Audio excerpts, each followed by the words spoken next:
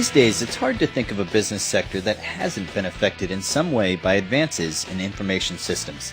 Whether you're talking about a small at-home venture, a startup company, or a Fortune 500 company, the proper application of technology can more often than not result in a competitive advantage.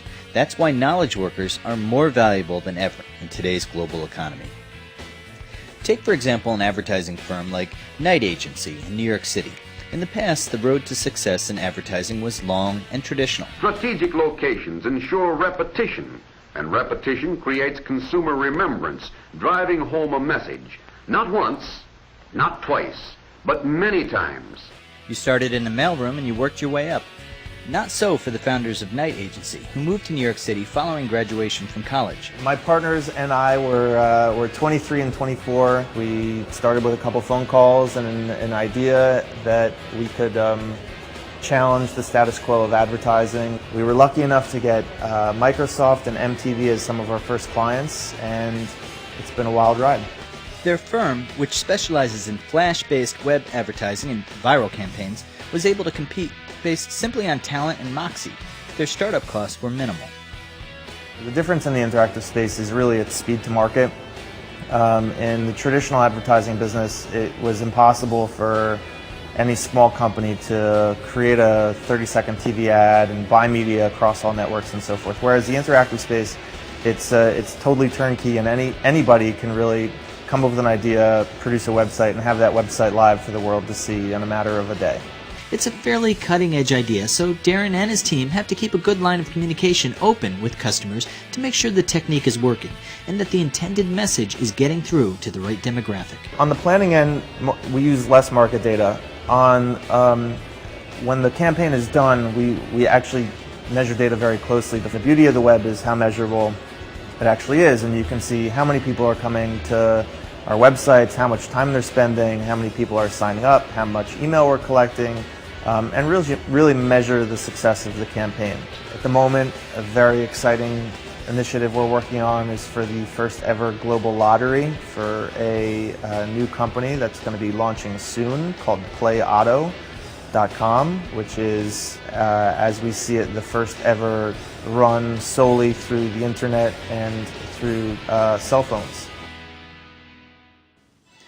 Or how about the entertainment business out in Hollywood?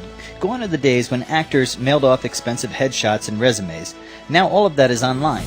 In a similar fashion, the bar for entry for directors and other creative people is being lowered every day as it becomes more economical to produce films and other projects digitally.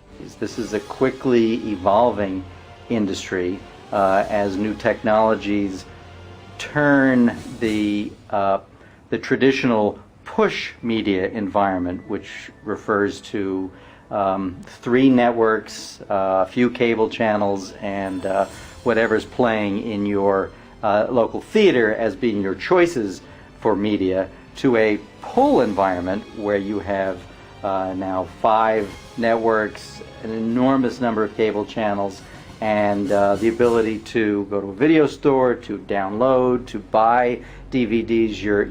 Your entertainment choices are much broader than they used to be, not only at any given time, but because of devices like TiVo. Whenever you choose to watch what's on TV, you can watch it, and programming has become an irrelevant concept for a lot of people.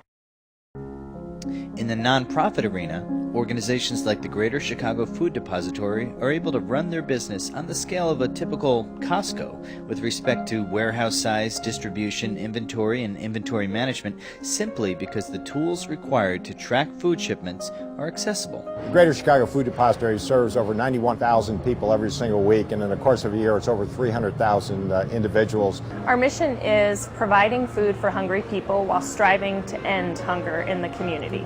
Every day we're working to provide food through our warehouse, and that's certainly a core mission of ours. The other half of our mission is to break that cycle of poverty for so many individuals that rely on food pantries, soup kitchens, and shelters. We are not going to be left with food in the warehouse that perhaps maybe because we weren't efficient in our practices, it's going to spoil and we're going to have to dispose of it.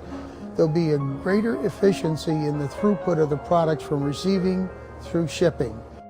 These tools allow small companies to act like big companies. 1154 Lil Studio, also based in Chicago, is in the business of custom-designed handbags.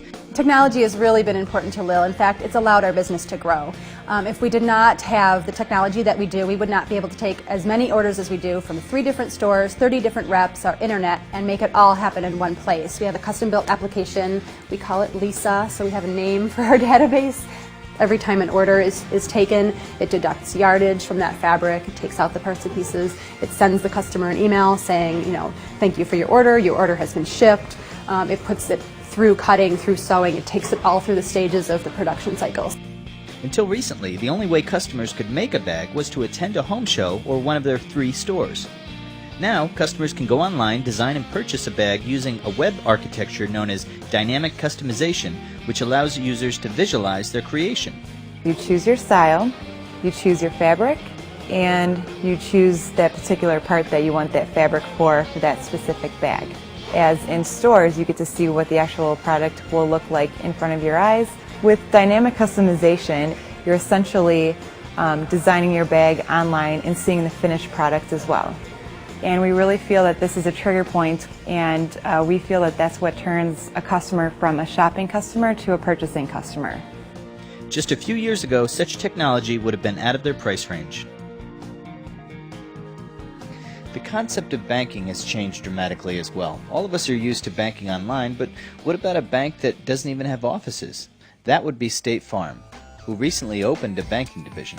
Obviously, State Farm has always been there to ensure our customers' liabilities. Now we're helping them plan for their future.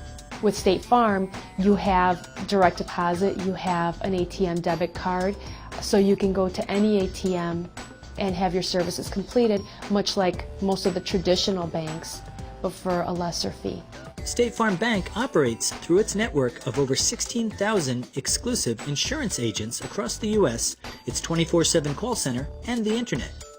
State Farm believed that since its agents already had great relationships with its customers, it was the perfect opportunity to offer additional services.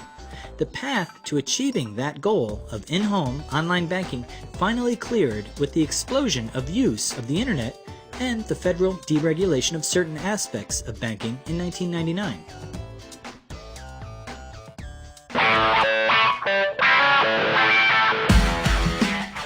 Knowledge workers can apply their skills in almost any industry. Let's say you're an accountant, but you love football. Well, why not be a football accountant? It's an entertainment business, and that's interesting to me. It changes year to year. Get new players, new rules, new salary caps, so I like that.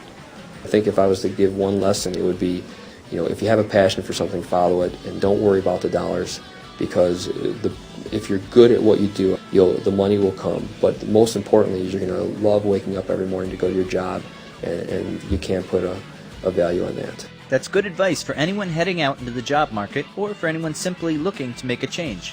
In today's economy, there's unlimited opportunities for workers who realize the power of management information systems and information technology.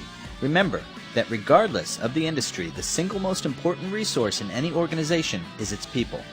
And one of your most valuable assets is not technology, but how you decide to use it to work with and process information to further both your career and your goals.